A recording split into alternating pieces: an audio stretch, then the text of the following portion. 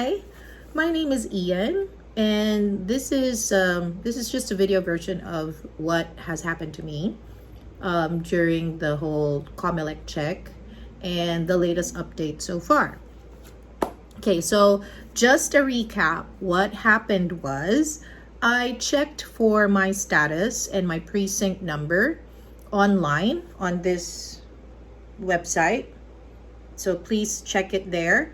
Check your status there.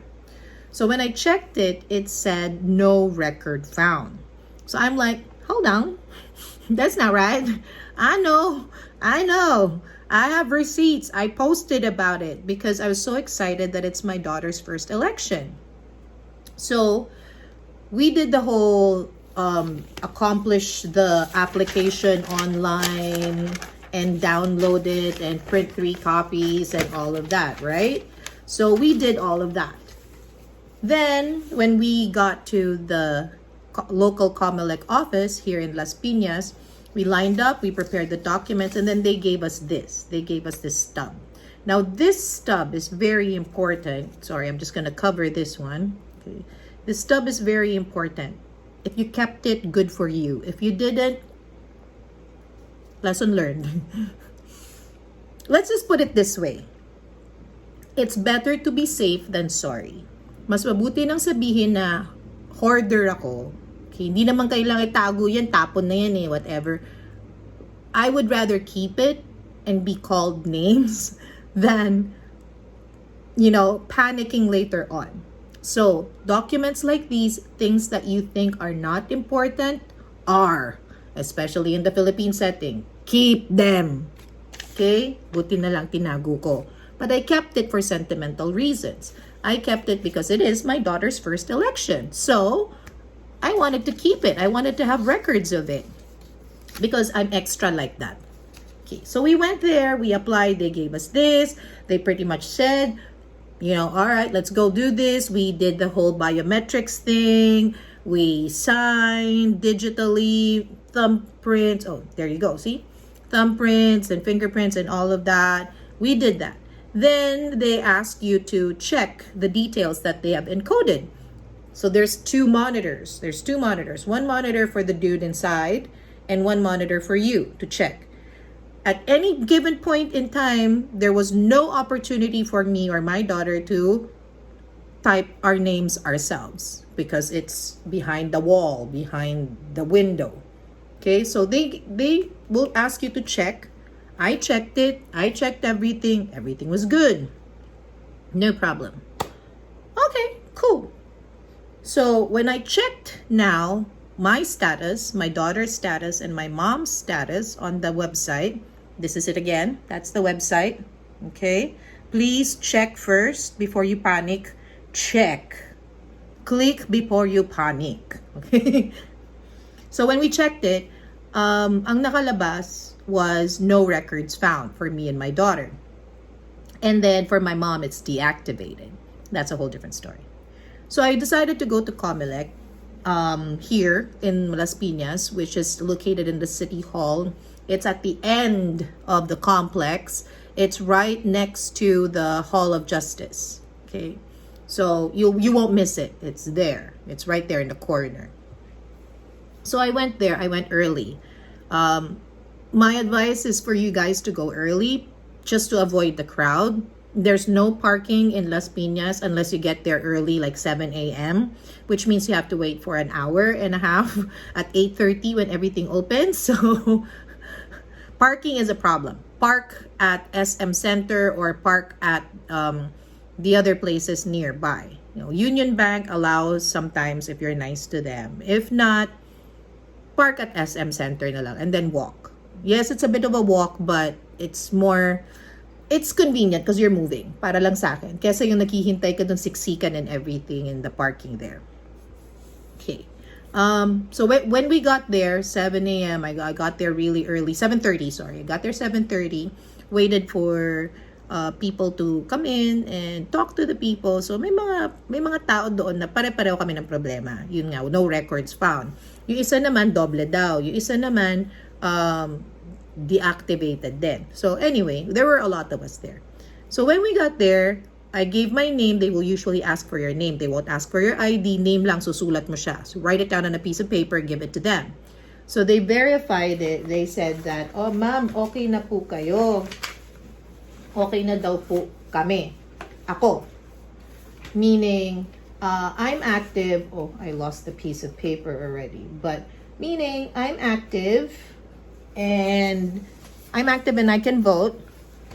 But they still could not find my daughter. My daughter daw is missing or not registered. Sabi ko, imposible po kasi magkasunod lang kami. Literally magkasunod lang po kami sa pila. So, imposible po na hindi nyo siya mahanap. Tsaka first timer po kasi siya. So, kung yung sa akin, mas maintindihan ko. Pero po yung sa anak ko, hindi ko mag-guess. So, anyway, they said, I should look for the stub daw. Hanapin ko daw tong stub na to para malaman nila yung application number, which is this one. Okay? So that they can find the records. Yes, nakakainis na nung time na nagre-register kami, sabi hindi na daw kailangan to. Okay? But again, I like to keep stuff. Anything that you give me that I will deem important later on, I will keep it until it's deemed not usable anymore. Okay? So, paano na lang yung mga taong walang ganito? Yun ang hindi ko masasagot.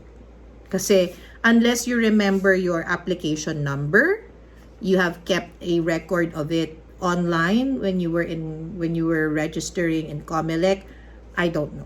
I am just very lucky that I have this stub. So, I brought this stub to COMELEC. Pagdating ko doon, sabi nila, ma'am, nahanap na po namin. Wrong spelling po yung pangalan ng anak ninyo. Victor po ako. Okay? Victor. Ayan po yung pangalan na inilagay. Visitor. Visitor. Okay? Yeah. So, typo error nila. Okay. So, okay. Paano na po ito ngayon?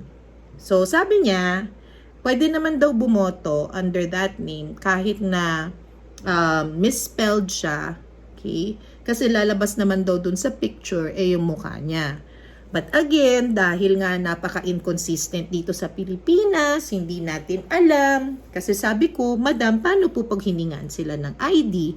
Tinanong, ay naku, hindi na nangyayari yun, hindi na hinihingian. Paano nga kung? Dahil hindi natin alam. Ang sabi ng yaya ko, nung bumoto siya nung barangay elections, hiningaan siya ng ID. And I would think that before you vote, I want to know who you are, man. Can you give me your name? Can you give me your ID? But I could be wrong, okay? I have another person for this, si Doc Chane. Doc Chane will also be sharing his info, his experience. Kasi nag-volunteer siya sa Hong Kong nung nagkakaroon na ng overseas voting, early voting. So, nandun siya. So, pwede natin alamin yan. Tatanong natin siya. Antayin natin yung sagot niya. Okay, so anyway, sabi ko, paano yun? Pag hiniyan na ng ID, so hindi nagko-comply. Iba yung nandoon sa system, iba yung pangalan niya sa ID niya. Baka hindi siya pagbotohin. Sabi, hindi pa pwede po yun, ma'am. Okay. So, again, I trusted them. Pinagkatiwalaan ko ang sasabihin nila. So, okay. Pero napaisip ako, oo nga naman. What if, on election day, pumunta ang daughter ko doon at sinabing, hindi ikaw to kasi yung ID mo, Victor, tapos ito, visitor. So, hindi ikaw to. Kahit na picture niya. Because computer says no, some humans will also say no because computer says no. You know what I mean? So, what I did was, I asked for a voter certification. Okay? Hindi nila daw mapapalitan kasi yung misspelling. They can only change it 120 days after the voting, after the elections. Doon pa lang mapapalitan yon. Tapos mag-affidavit ka pa. Magre-request ka para palitan yon. That's a whole different reaction video. But anyway, what can you do? Okay, first thing that you can do is to make sure that you get a voter certification with that misspelling. Okay? With the misspelling, kasi lalabas doon yung picture mo, yung resident, all of the details. Okay, so ask for this, all of the details, whether or not it is misspelled. Better if it's misspelled.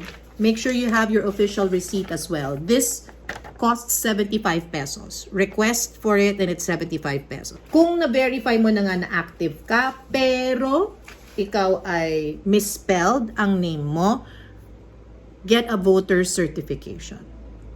Bring that with you when you vote, when you go and vote. So, okay, let's recap. Go to this website, check your status. If it says no records found, but you are sure that you registered, you have, you do have knowledge of you being registered within last year, 2021, or active ka. Basta pag no records found, okay ka lang.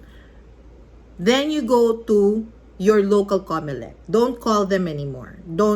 It's fine if you can't go and you can just make tiyaga. I'm going to have to level your expectation. You have to be very, very patient and consistent and stubborn with dialing the numbers because it's always busy. And especially now with the influx of people na yun na nga, ang dami-dami ng taong lumalabas na, oh my God, deactivated ako or this ako or that. So, ang dami-daming tumatawag, ang dami-dami ng pumupunta. Especially very close to the elections. So please, recap again. Check online. Check this website. Number 2, go to your local COMELEC office, okay, in your city or in your town. Kung saan ka nagparehistro locally. Kung eto ngayon na problema, kung hindi ka nagparehistro locally or kung uuwi ka pa ng probinsya, then that becomes a problem. Yun, kailangan mo siyang tiyagaing tawagan. Kailangan mong tiyagaing tawagan talaga. Okay? You get there, you find out your name is misspelled or mali yung pangalan mo, nadoble yung pangalan or what have you. Then you have to ask them to rectify that. If they can't rectify it, they'll usually say 120 days after election lang pwedeng i-rectify. Pwede ba akong bumoto na gamit to? Dapat pwede kang bumoto na gamit to. If they say yes, great. Can I have a voter certification? Let me buy a voter certification para madala ko yan, para mapakita ko pag bumoto ko. Don't be discouraged when they say, hindi naman kailangan ng wala namang hinihingi sa inyo, basta pangalan mo lang, ganyan, ganyan, ganyan. You have to be GBF. Guiltless, blameless, and faultless. Kung kaya mong gawin now na, at pwede naman siyang gawin, wag mo nang ipagpaliban. Do it. Be a responsible citizen and do it. It may be inconvenient now. It may be something that is irritating and inconvenient now. But trust me, a few days of inconvenience is so much better than 6 years. So, guys, vote for the right person this coming May 9th. Okay? Vote for the right person. Please. That's it. Thanks, everyone.